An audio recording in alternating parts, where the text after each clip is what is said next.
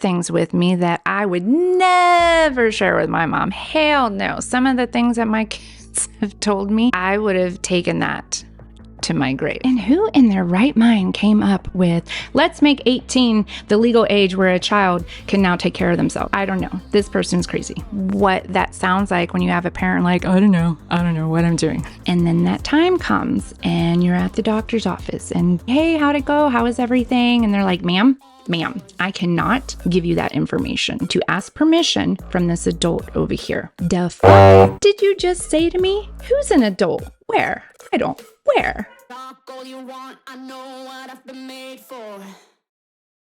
Don't need applause, I don't stop, I'm a strong force. Got my own voice. Hey friend, and welcome to the Stoic Dahlia podcast, a digital retreat for women seeking to live that good life. And this is your invitation to join me, your host, V, as each week we deep dive into thought-provoking narratives that will inspire you to question conventional thinking, seek greater clarity and purpose in your life. And it's all rooted within Stoic philosophy. You see, this isn't your typical self-help, self-love, self-development podcast, yet an unconventional but refreshing approach where ancient wisdom meets modern living, and it all speaks directly to women. You ready? Let's go. Hey, I am so glad you came back for today's show and didn't abandon me, especially after last week's episode where I confessed that I told my son that it would be okay if he went into a homeless shelter. But since you're back, I'll take that as you want to keep going and get more into this conversation, and you're feeling me with the intricacies of parenting adult kids. So in last week's episode, I read the letter that I wrote to my son, and I delved in with you the reason behind it and 2 out of 4 themes that it addressed. And today, we're going to discuss the remaining 2 themes from the letter, which is around breaking generational cycles and the importance of adaptation to change. And we'll also examine how Stoic philosophy and my personal practices have helped me navigate this transitional stage, hopefully inspiring you to take the same principles and see how they can be applied to your unique experiences of being a parent to an adult kid. So are you ready? Let's get into it.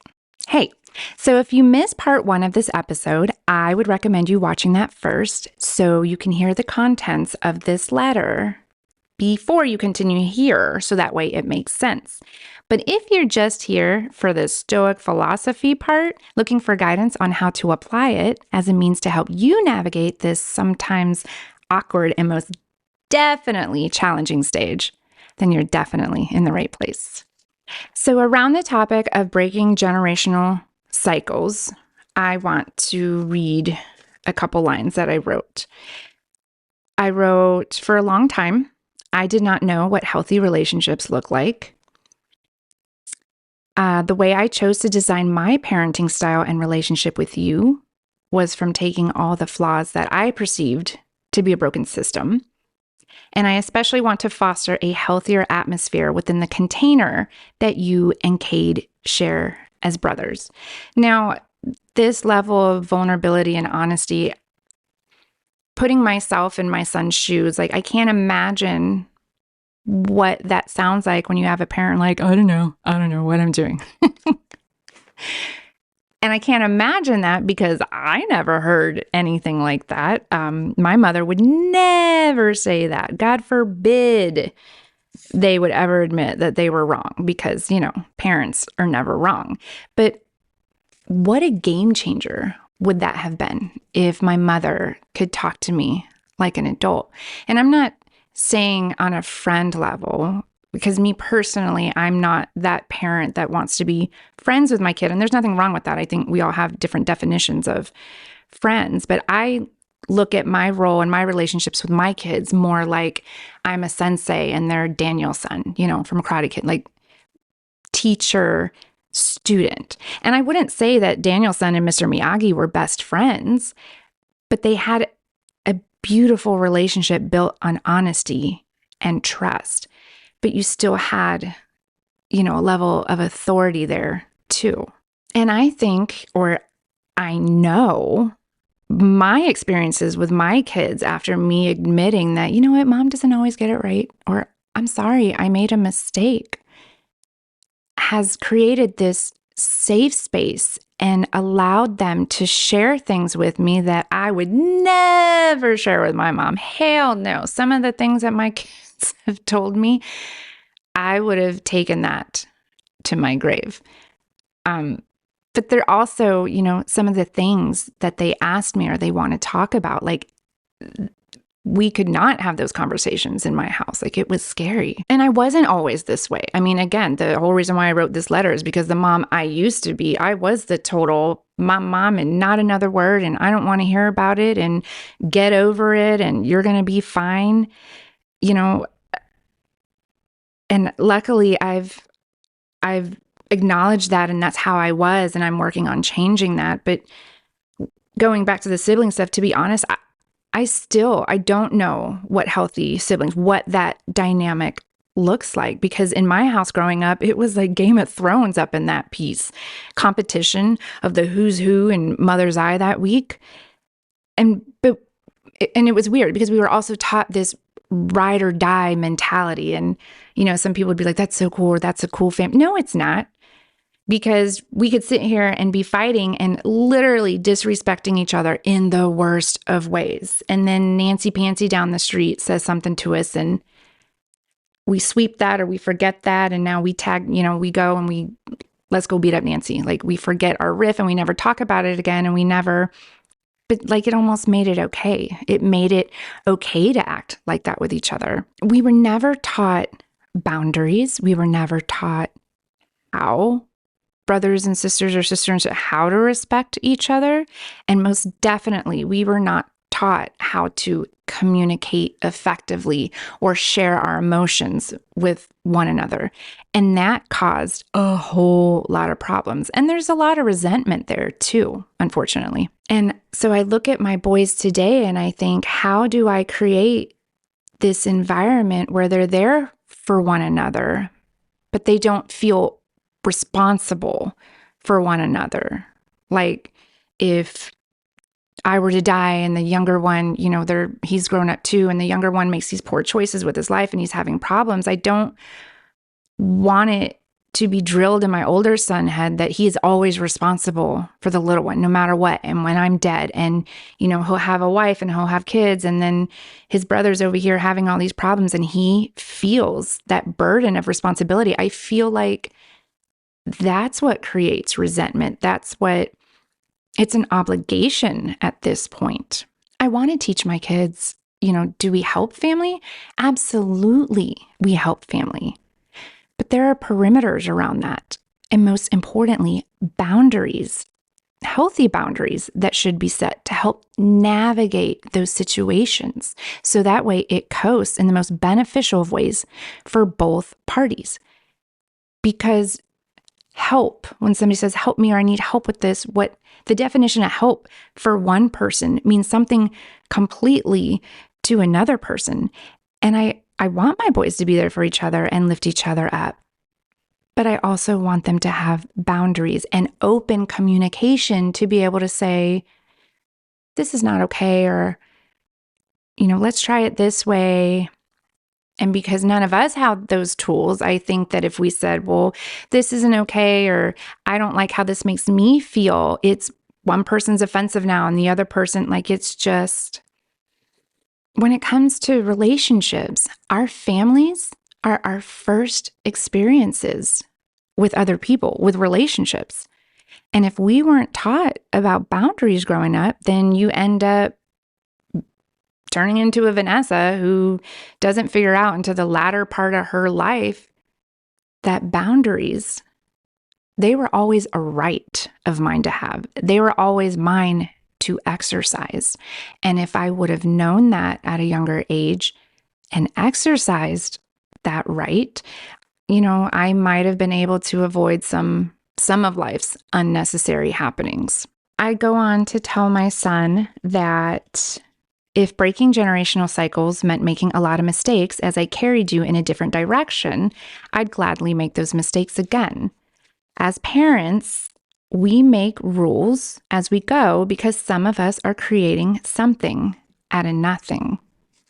Now, unfortunately, when you're trying new things, mistakes are to come. Mistakes are inevitable. And those mistakes to a child who you are raising and who's growing up in a completely different environment than you, it could be dramatic to them. I mean, I guess that's why they call it generational cycles. I mean, you have these parents here who are like, I'm going to do better than my parents. And then, you're going to cause mistakes because you're trying to do different things. And then your child grows up and it's like, oh, I'm going to do better than my parents. Like, we're always trying to be better, but it's a cycle. And I've come to accept at this point, I used to stress out about it more. Like, am I saying the right thing? Am I doing the right thing? This second round with my son, because I was so worried about all the things I did with my first son. And I'm like, don't do it this way. And maybe we should talk. And so I'm at this point where I'm like, you know what? I'll pay for his fucking therapist because I'm doing the best that I can with him. And I don't think there's a way to stop that there's no way even the little one's going to grow up and say, my life was perfect and the way my parents did it was amazing. No, he's absolutely going to say, I'm going to be a better parent than my parents. And so that's why I think communication is so important, because I think we need to acknowledge the experiences, when your adult child is older, to have these type of conversations, to ask them, what mistakes do you think that I made growing up, or what hurt you, or how could I have done something better? I think acknowledging their pain is important, but I equally think we should be able to explain to them our challenges and our background and how we grew up. And I think when you do that, you open this conversation, this understanding between two people, and maybe that's how you break generational cycles, because you're talking about it. And so, they're going to go off and try and be better parents to their children, but they're going to talk about it. And maybe I invented a new way to break generational cycles. And the last thing I want to touch on in this letter about adaptation and change is I told my son, someday you will be living in a reality where I no longer exist. My job is to teach you how to live in this world without me. That's the goal. That's the win. And if I fail, I'm not sure I could handle the disappointment that I would hold for myself in leaving you vulnerable in this world. I feel like that is my main mission as a parent. And that's why I brought up a sensei and a karate student. I feel like my job is to train these kids, to teach these kids, because life is hard. And I hear my little one all the time, and it reminds me how innocent he is when he says, they shouldn't do that. That's wrong. And they shouldn't lie because they could go to jail. And I'm just like, oh, baby, you or so-and-so kid was mean, or he made her cry, and that wasn't so, I stood up for them, or, I can't wait to go to next year to class when, kids are older and they act better. And, oh, sweetheart, that's not, like, you're going to see a lot of shit in your life, boo-boo. Like, that's where I'm reminded that I have to teach him adversity. I have to allow him to go through pain. I have to stand back sometimes and let him figure out his way. And, I wish some of these things I was taught as a child about adaptation and change, because, isn't that the definition of life itself? What is life? Change. Everything is constantly evolving, and our ability to be able to adapt is very crucial for our growth and our resilience. I think to myself, what if I was taught very young to see change as opportunity, to see failure as a positive sign, to know that when I felt fear in a goal, it meant to charge it, not to run away from it. And I still struggle with that today, even doing this. I'm so excited and I can feel it in my body.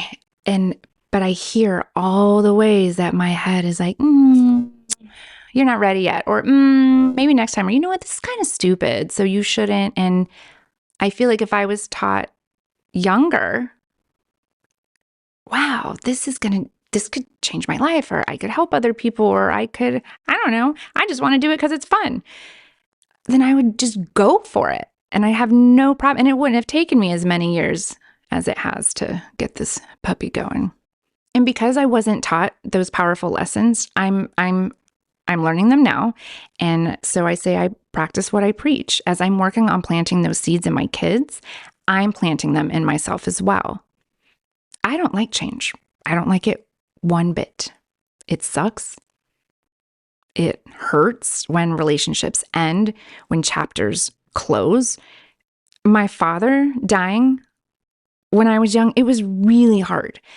And not only did we lose the staple in our home, within 2 months of him dying, we moved from one state to another. And then I gained a pack of siblings. And I think that was the time that I had entered middle school. So it was a really rough stage. And I don't blame my mother, as I understand now. Her choices were based off of the tools that she had. But we could have used some counseling or some sort of talk therapy so that way we could process what we were feeling, maybe give perspective flips on how to see change and how to deal with change.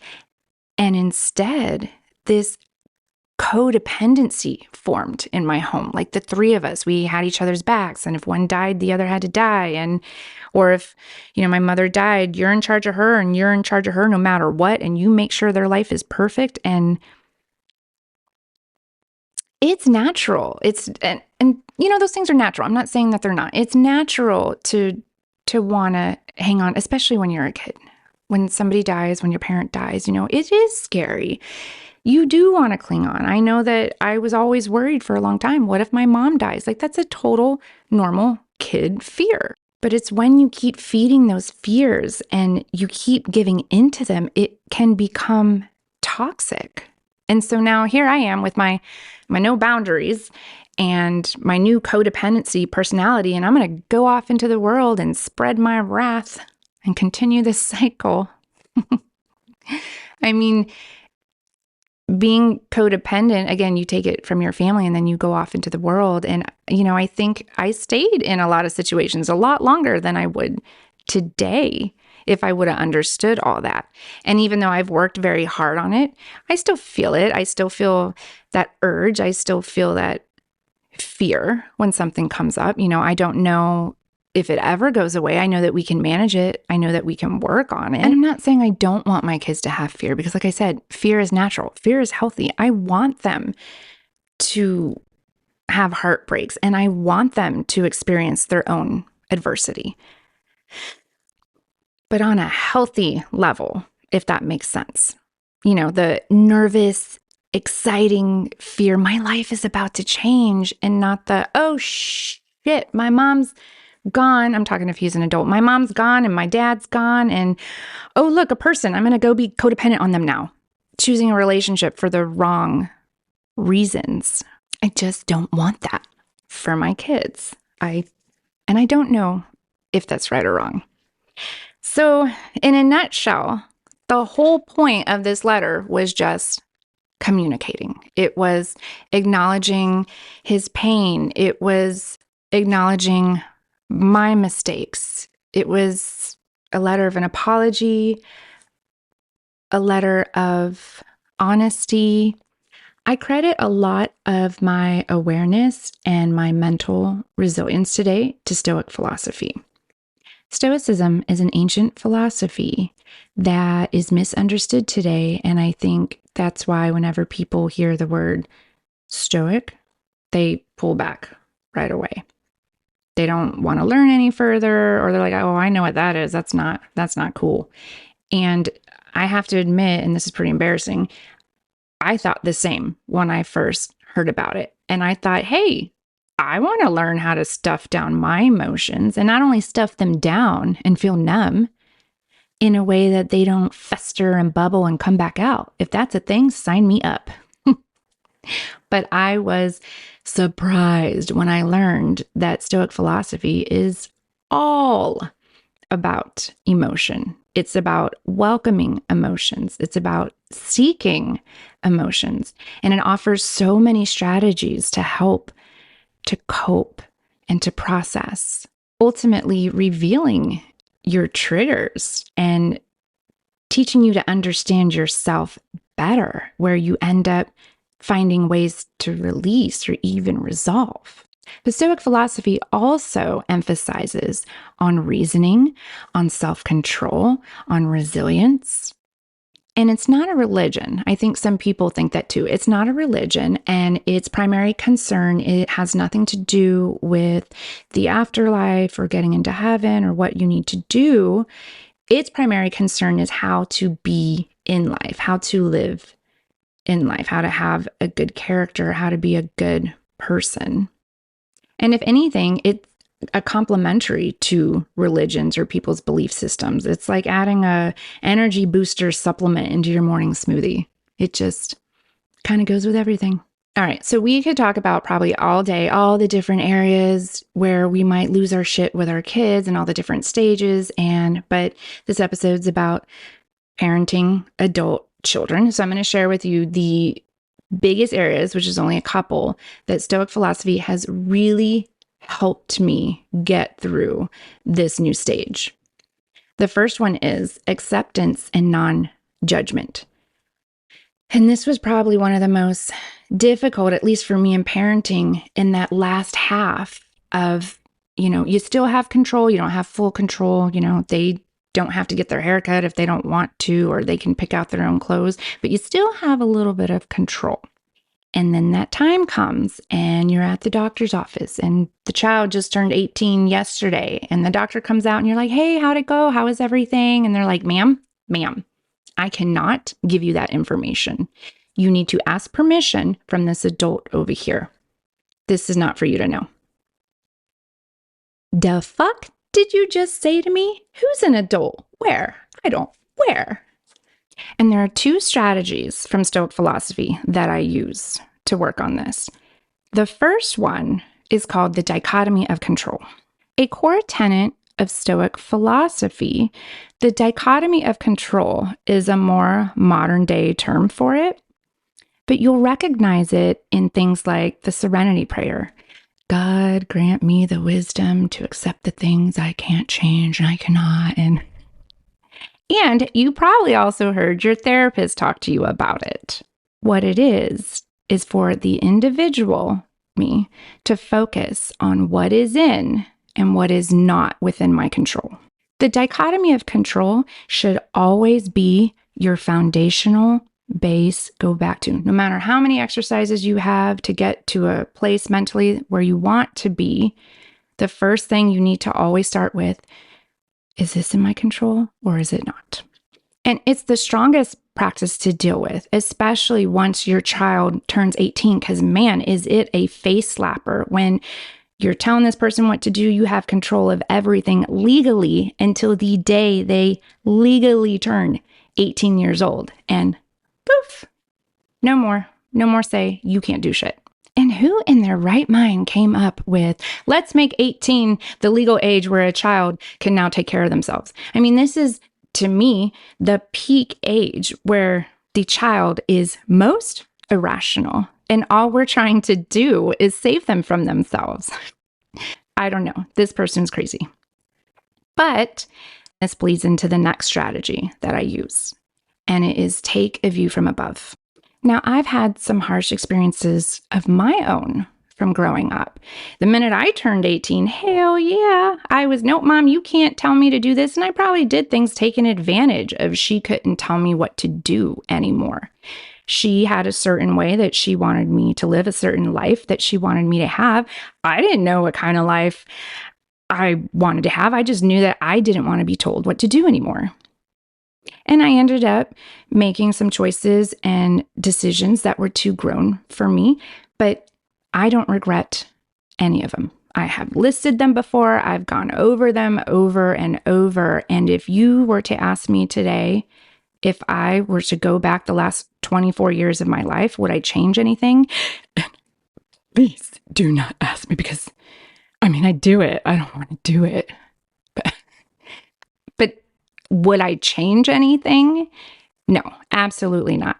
Because all of those things that happen, all of those experiences and mistakes and hard lessons I had to learn, they shaped who I am. They don't define me, but they shape who I am today. They helped me grow, because that's what life lessons and obstacles are about. They're teaching you something so that way you know how to handle the next one and the next one and the next one. So a view from above, the way I see it, is like an umbrella exercise for many different circumstances, but in a nutshell, and the way that I use it towards acceptance and non-judgment, is zooming back and looking down at things in a much larger perspective, but also self-reflection, like even looking down in my past life and the things that I've done.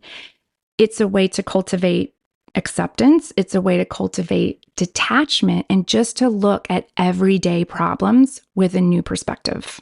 And with that has allowed me the last few years that he was in my home.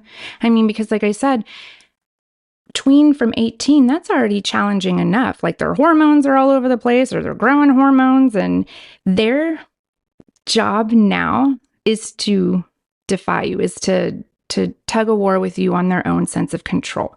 They come home from school and be like, oh, pick up those socks. They'll pick up one sock and leave the other one there. Or they'll go in their room and throw it on the floor instead of the hamper that's right next to their door. Or, oh my gosh, your hair looks so pretty. I love when you do that. And then they come out and half their head is shaved. Like, their whole purpose in these last few years is to exercise their means of control.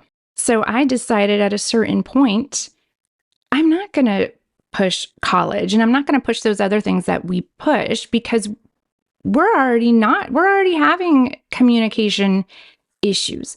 And why am I going to push my authority and my sense of control on something that I damn well know I don't have control over? Maybe he'll go to college, but he most certainly is probably going to drop out too. And we've had conversations. That's the thing. I'm not saying we don't talk to our kids about it, but we talk about it. And he said over and over and gave me his reasons why college was not for him. And so to me, it was, what's the point?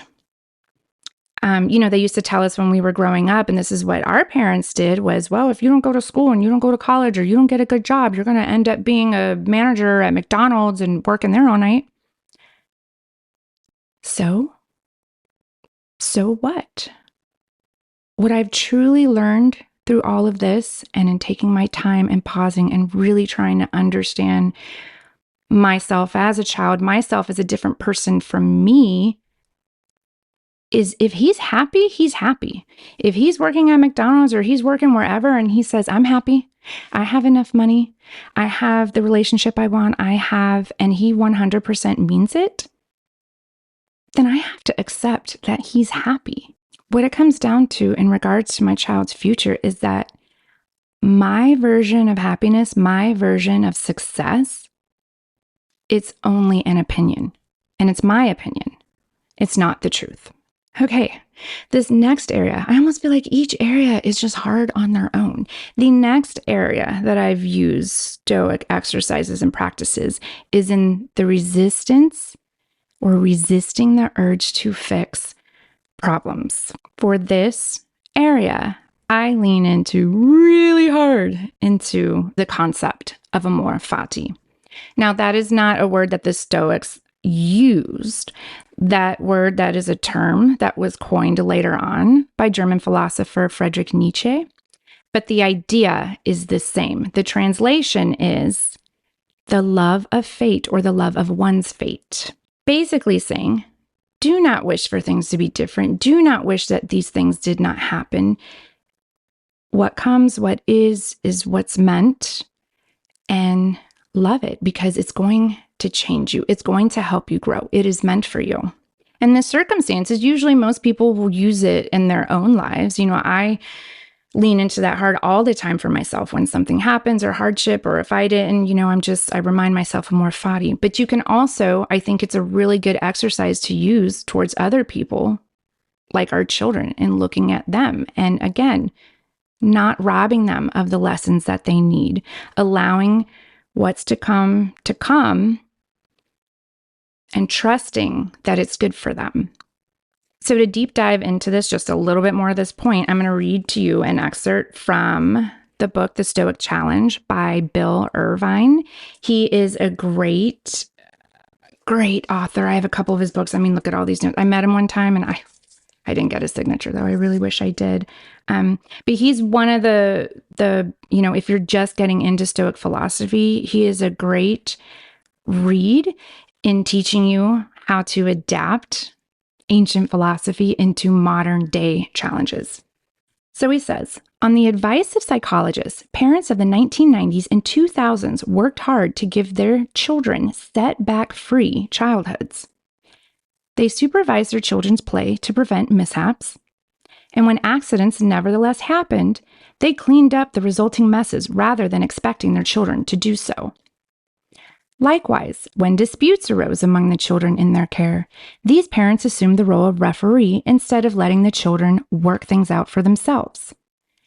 These overly protective parents also took steps to prevent their children from experiencing failure. Now, the theory seems to have been that children who experience lots of success would get used to succeeding and would therefore be more likely to succeed in the future. So as a result, there were no longer winners and losers in competitive events. Instead, everyone was a winner. So everyone got a trophy. In many schools, there were no longer failing grades. Everyone who showed up for an exam got a passing grade, and everyone who stuck around for 4 years of high school graduated. And then he goes on to show the other side of that. So he says, imagine the life of a person. Let's call him John, whose childhood has few setbacks, thanks in large part of the efforts of the adults in his life. Although this sheltered childhood will be pleasant, it deprives John of the chance to develop his setbacks response skills, a downside that might not become apparent until he leaves home. Now, I will say, I wasn't that hardcore of a parent. I never believed that every child needed trophies. But there were some circumstances that I see now where I stepped in for my child that I probably shouldn't have. Even thinking back to responsibilities, when we give our child something to do, here, sweep the floor, mop this.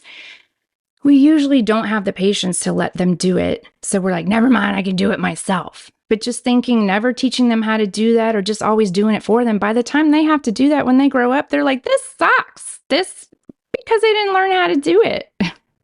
And so you grow resilience in so many different ways, and you grow patience too by letting them, or the child grows all these things by allowing them to do these chores or be in these scenarios that aren't easy. So, my oldest son my parenting him was not at a complete loss. Like I said, by the time he was 15, I had really started reading about this and getting into this. So I decided to start giving him, some little exercises of his own. And they were simple to me, but they were not simple to him. And one of them was making phone calls. Children today do not, even adults today, nobody wants to talk on the phone. Everybody wants to text. So if he ordered something from a company, or if he, I would say, hey, why don't you call? Why don't you follow up? Even if I knew the date, even if he knew when it was coming in, it was like, just do this as an exercise, because you can feel that you're uncomfortable doing that. And you know what? Later on in life, we still yet haven't gotten away from phone calls. You're going to have to do it. It makes things go a hell of a lot faster. But watch when my little one grows up, like this is probably not even talking on the phone's not going to be a skill anymore. Talking to a person is probably not going to be a skill anymore. So I'm just teaching a way to teach, but whatever. It's important. So, and now with my little one, I've been able to, I've been practicing since he was born. So, and I initially learned this from another mother, is watching when the children will get into an argument or have an issue to, all right, y'all, handle it on your own. I'll be right over here. And then further, reading this from William B. Irvine, I was, wow, that's a great idea. So obviously step in. We need to step in if there's an altercation, like if if something really bad was happening, I would step in. But for the most part, and we used to call our houses, what do we call them? School of Thought or School for Children or something. I can't remember anymore. But because the children were fighting all the time at that age, they were 2, 3, and 4 and how to share and how to problem solve. And so we would sit there and read. We were listening, but we would act like we weren't paying attention so that way they could manage the problems on their own. And today for my 22-year-old, he is having very much so 22-year-old obstacles. And I think he's doing a fine job. I mean, when I see people, I can't help. They say, how's he doing? I'm like, he's struggling. And I say it with the biggest smile, but it's that, at our age, it's that struggling that, man, that was like hustling kind of struggling. Like it was simple compared to struggling today. And we all did it and we all navigated it. So we know we can survive it. So that's me. How's your son doing? Girl, he's struggling. And I'm not going to lie, there are times, I call him and I check up on him and something's going on, something that I know is causing him anxiety or stress. And my eyes well up and I feel that parent pinch because I go back to that rewiring or that initial when we have our kids. Because that's our first thought. I don't want them to go through what I went through. I don't want them to feel the pain that I went through. But we forget to separate that we don't want them to have a really messed up life seeing shit that they don't need to see. But on the other hand, these things that are hard that we know we can make better, we can fix easily, we do need to let them go through that in their life. Because again, I'm not always going to be here. His dad might not always be here. I mean, so it's so important that they understand this and that they learn this. And again, I look at this, the other thing that makes those little gator tears go away is I think, all right, I did that. I went through that. And knowing that I did not have the support system that he has today, that's what helps me relax. That's what helps me say, okay, you know what? He's going to squirm a little bit, but this is good for him. And if we need to, me and 10 other people, we're going to step in and we're going to help out. I've just gotten to the point now with the more Fati that I see the way things happen and the way things play out as they are things that happen for us, not to us. Life's events shape us, not break us. A third area that's pretty difficult to deal with, and I mean, I guess if I showed you a diagram, like they're all going to be on the same line. And this one's a more sensitive area, and it's dealing with fear and worry. And so can I just say in my next life, like, I need a break. I don't want to be a parent again. I want to be selfish. And I know that I'm over here saying growth is good and resilience is great. And children teach you that because everything that I'm going through with these kids is helping me grow and has changed my perspective and is making me a stronger person. But I just want a little break. So let me just spend one lifetime not worrying and accepting. And then I'll spend like all the other, my other 10 lives being a parent again. Promise. The thing is, nobody tells you, and there's a lot of things nobody tells you, but when you first have these babies, nobody tells you that you are going to worry about them for the rest of their and your life. I guess we think that when we have kids, it's just when they're small and we got to be careful when they're walking down the street or when no.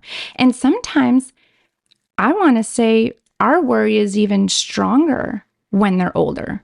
And again, because it goes back to we cannot control what happened. We can't save them from themselves. We can't tell them, well, I know what's going to happen, because we do as parents. We've gone through life experiences that we know enough. We can be sitting on the couch and hear something and be like, oh, that's not going to turn out well. But they don't know that. They do not know that because they've never been through that before. So they cannot fathom all the ways this can go wrong. Okay, so this subject I'm going to be very short on because my experience is different from another's experience, and it's just there's so many different complexities and dynamics to this one area. But I know a lot of parents who has older adult children who have mental illnesses or mental deficiencies or whatever you want to call it. And I probably know a lot more than I realize just because there's just so much going on out there that, not everyone's diagnosed. And I know since the pandemic, if these kids were already dealing with something at that time, it has magnified since we've gone through the pandemic.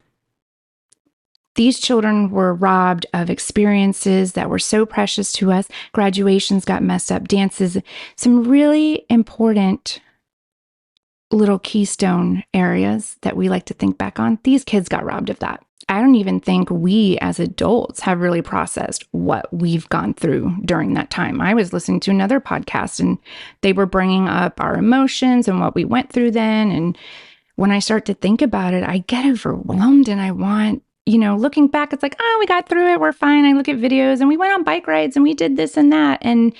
But to really think about it, and when I go back in my journals and I'm reading the fear and then not being able to touch another family member, it's just sad. I saw a movie too, and the whole movie was on these two people social distancing and how it challenged their relationships outside. It was two strangers that were, I don't know, they ended up rooming together, but they had their own challenges with their own families and their own fears, and they really connect, and they were strangers, and they connected on sharing this terrible experience that we all went through. So it was a really hard time.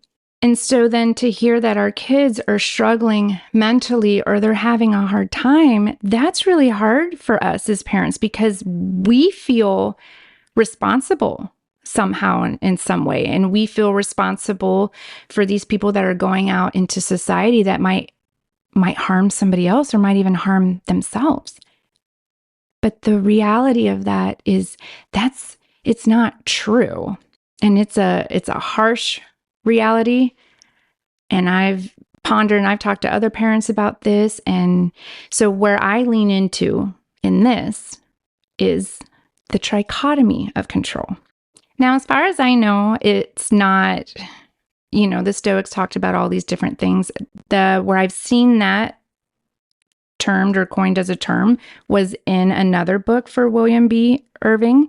And it's just adding another category to it, which is what can I control? What is not within my control? And what do I have partial control? Where can I influence? Where can I go up to so much? And it might work, but it might not. And I'm okay with that. And just a quick sidetrack, that is probably the coolest thing about Stoicism is, it's over 20 centuries ago, but yet it's still evolving. Stoic philosophers aren't like, no, you can't change that. You can't say that. You can't. No, the beauty of it was all these dudes got together and let's talk about life and how can we be happy and how can we be better and how can we get through these times, knowing that times do change, times do evolve. And so we have all these really cool authors today that are coming in and writing these books. And they're helping us adapt, but they're also acknowledging like we have flat screen TVs and they didn't. And we're dealing with social media issues and depression and all kinds of mental cognitive dissonance over technology, things that they didn't have back then. And so going back into fear and worry, that third category is helpful because it's better than, well, I can't do anything, so I'm not. And, it allows you to feel like you're helping. But you also need to know, and you also need to be able to distinguish between, are you enabling or are you supporting? Which brings us to the last area that I find to be difficult. And that is the balance between supporting and allowing independence, which is pretty much where the whole letter thing came from. So we're just circling right back around. That whole time and all those explanations and everything both of these episodes is about is I was having to consider the balance between support and independence. Where is that line? How am I helping him in terms of he still needs me or he can't manage this on his own versus him being independent? And for this, I use the Stoic virtue of wisdom. And wisdom says, know thyself. Knowing when I'm making decisions from irrational emotional fears, knowing when I'm disabling my child as a result of discomfort from their life or just discomfort from mine because I don't want people to look at me a certain way. And also recognizing my well-being, knowing when I'm putting too much energy into something that I don't need to be doing. Like, I don't need to end up in the hospital for this. Is it really worth it? Knowing yourself is a part of this whole emotional intelligence, which is not just knowing yourself when you should do this and when you should do that, understanding your emotions when you're feeling emotional, when you're actually being rational, but it's also understanding others' emotions, how they're doing it. When my son, clearly, I know that there was fear there and I could feel that there was fear there. But then I had to say, is that fear true or is that irrational? And I mean, so I guess that's even us making decisions for them. And I think, again, like I said, that's why I was easier in saying, well, you have to go here or you can't come in here, because I knew he could do it. I knew it was a fear and I knew he'd be able to conquer it. Now, on the other side of this, if you really think about it, knowing when to balance support and when to balance independence, that's like playing Russian roulette, because I thought about that too. Like, this totally could have gone wrong. This could have gone the wrong way. And not even because he didn't have the means to take care of himself or not. He could have just gone to New York City. And I mean, it's New York City. So he could have got mugged or kidnapped or something really bad could have happened. And then I can only imagine, at that time, and that's, I say we'll deal with this bridge when we get there, but I'm sure that would have been difficult for me. I would have felt so much guilt or God knows he probably would have told me, see what happened. But we can't think like that. We can't think of, every time we walk out this door, something's going to happen. That is not living. And so part of this whole leaning into wisdom is to test your impressions while you're figuring out, okay, where am I supporting? Where am I allowing him to be independent? These worries and these fears, they're going to come in. They're just going to enter your head because that's what they do. So you need to test your impressions.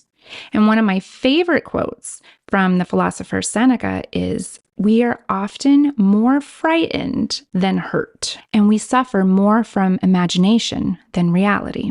We just give so much into fear, and we waste so much time and worry. And I think we look at it like it's just a part of the process. Like, okay, so he's moving next week. So we got the mover van, check.